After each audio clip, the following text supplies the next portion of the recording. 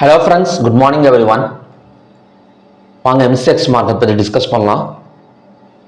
Friday வந்து பார்த்தீங்க அப்படின்னா ஆயில் வந்து நமக்கு ஒரு அப் அண்ட் டவுன் தான், ஒரு வாலட்டிலிட்டி தான் எடுத்ததே தவிர ஒரு பெரிய அளவில் ஒரு ஒன் சைடு மார்க்கெட்டெல்லாம் எதுவுமே வந்து நமக்கு வந்து வரல. ஸோ இதில் மட்டும் கிடையாது, ஆயில்னு மட்டும் கிடையாது, கோல்டு சில்வர் எல்லாத்துலேயுமே வந்து ஒரு அப் அண்ட் டவுன் தான். ஓகேங்களா? இன்னைக்கு வந்து எப்படி இருக்கும் அப்படின்னா, இன்னைக்கு யூஎஸ் ஆயில் அதாவது WTI க்ரூட் ஆயிலும் ஒரு பெரிய அளவில் ஒரு பாசிட்டிவோ நெகட்டிவ்லையோ எல்லாம் ஓப்பனிங் வந்து நடக்கலை. பட் எஸ்டர்டே வந்த நியூஸ் படி நமக்கு சப்ளை தான் போகணும். அதாவது ஒபெக் ப்ளஸ் மீட்டிங்கில் என்ன சொல்லியிருக்காங்க அப்படின்னா, டெய்லியுமே வந்து 1.88 lakhs பேரல் வந்து ப்ரொடக்ஷனை வந்து இன்க்ரீஸ் பண்ணுறதா அப்படின்னு சொல்லி ஒரு முடிவு பண்ணியிருக்கிறாங்க. அதுவும் ஆகஸ்ட் மந்தில். இந்த நியூஸ் வந்து கண்டிப்பாக வந்து க்ரூட் ஆயிலுக்கு வந்து ஒரு சப்ளை நியூஸாக தான் இருக்கும். ஓகேங்களா? அப்படி பார்த்தோம் அப்படின்னா நமக்கு நெக்ஸ்ட் ரெசிஸ்டன்ஸ் க்ரூட் ஆயில்ல 6612. ஸோ ஆல்மோஸ்ட் இந்த ரெசிஸ்டன்ஸ் வந்து டபுள் டாப் ரெசிஸ்டன்ஸ் தான் எடுத்திருக்கு. இப்போ அகைன் வந்தது அப்படின்னா ட்ரிபிள் டாப் ரெசிஸ்டன்ஸாக ஒர்க் அவுட் ஆகக்கூடிய சான்சஸ் வந்து இருக்கு. நெக்ஸ்ட் சப்போர்ட் ஜோனுங்கிறது 6542. ஸோ ஃப்ரைடே ஈவினிங் முடியோட இதை வந்து நல்ல சப்போர்ட் அப்படிங்கிற மாதிரி பார்த்துருந்தோம். ஸோ 6542லேருந்து ஒரு 30 பாயிண்ட்ஸ் மட்டும் நமக்கு வந்து ஒரு அப்சைட் வந்து கொடுத்துருக்கு. ஓகேங்களா? இன்னைக்கு மேபி ஒரு $0.22 வந்து பாசிட்டிவ்ல இருக்கிறனால ஒரு 10 to 20 பாயிண்ட்ஸ் மட்டும் ஒரு சின்ன அப் வந்து ஓப்பன் ஆகக்கூடிய சான்சஸ் இருக்கு. இருந்தாலுமே நெக்ஸ்ட் ரெசிஸ்டன்ஸுங்கிறது 6612. அதுக்கப்புறம் பார்த்தீங்க அப்படின்னா நெக்ஸ்ட் சப்போர்ட்டுங்கிறது 6542. இது பிரேக் அவுட் எப்பங்க எடுக்கும் அப்படின்னா, இந்த ஹையெல்லாம் பிரேக் அவுட் நடந்தால் மட்டும்தான். அதாவது இந்த ஹையை பிரேக் அவுட் பண்ணி ஒரு 15 மினிட்ஸ் கேண்டில் ஆச்சு மேலே க்ளோசிங் வைக்கணும். அதாவது 6628க்கு மேலே ஒரு 15 மினிட்ஸ் கேண்டில் க்ளோசிங் வச்சாதான். ஸோ நெக்ஸ்ட் டார்கெட்டுங்கிறது 6743 வரைக்கும் வரும். ஓகேங்களா?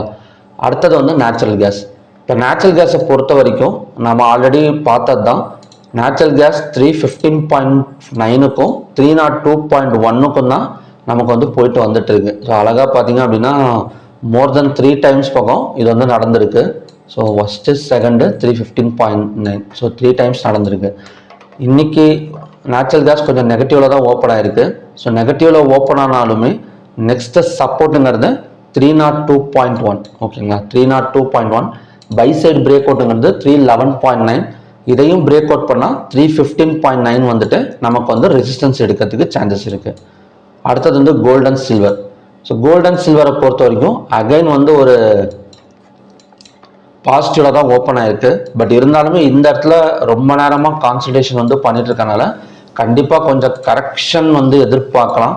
ஏன்னா இந்த இடத்துல பார்த்தீங்க அப்படின்னா நமக்கு வந்து ஒரு ட்ரெண்ட் லைன் ரெசிஸ்டன்ஸ் வந்து எடுத்திருக்கு. ஓகேங்களா? ஸோ இந்த ஹையெல்லாம் தாண்டி போனால் தான் 4,225 போகும். இல்லை அப்படின்னா கொஞ்சம் கரெக்ஷன் வந்து எதிர்பார்க்கலாம். நம்ம சப்போர்ட் அண்ட் ரெசிஸ்டன்ஸ் மட்டும் பார்த்துலாம். ஈவினிங் வீடியோவில் ஏதாவது பேட்டர்ன் கிரியேட் ஆயிருந்தது அப்படின்னா ஈவினிங் வீடியோவில் வந்து அப்டேட் பண்ணுறேன். கோல்டை பொறுத்த வரைக்கும் 1,48,034ங்கிறது தான் சப்போர்ட். 1,46,663ங்கிறது இன்னைக்கான 1,40,034ங்கிறது ரெசிஸ்டன்ஸ். 1,46,663ங்கிறது தான் இன்னைக்கான சப்போர்ட் ஜோன்.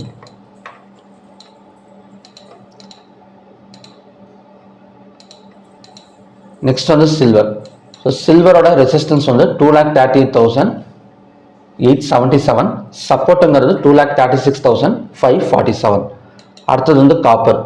காப்பர் வந்து சேம் கண்டிஷன் தான். ஸோ இதே பேட்டர்ன் தான் நமக்கு வந்து சில்வர், கோல்டு, காப்பர், ஜிங்க் எல்லாத்துலேயுமே நமக்கு வந்து ஃபார்ம் ஆயிருக்கு. 1,289.10ங்கிறது தான் ரெசிஸ்டன்ஸ். 1,277.70ங்கிறது இன்னைக்கான சப்போர்ட் ஜோன். ஓகேங்களா?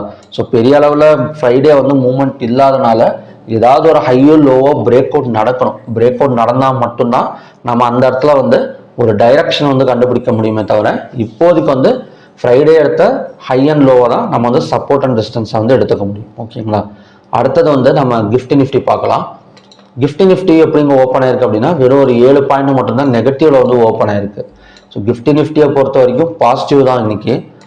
என்ன சொல்றது அப்படின்னா நிஃப்டி பேங்க் நிஃப்டிலலாம் நல்ல ஒரு பாசிட்டிவ் சைடு தான் ஹோல்டிங்கில் இருக்குது. ஓகேங்களா? அப்படியே கொஞ்சம் கேப் டவுனில் ஓப்பன் ஆனாலும் அடுத்தடுத்த சப்போர்ட் வந்து நமக்கு வந்து இருக்குது. ஸோ இந்த சப்போர்ட்டை பற்றி நீங்கள் தெரிஞ்சுக்கணும் அப்படின்னா ஃப்ரைடே ஈவினிங் வீடியோவில் வந்து அப்டேட் பண்ணியிருக்கேன். ஸோ அதை பார்த்து நீங்கள் தெரிஞ்சுக்கலாம். நிஃப்டிங்கிறது பெரிய நெகட்டிவோ பெரிய பாசிட்டிவ்லாம் ஓப்பனிங் நடக்கலை.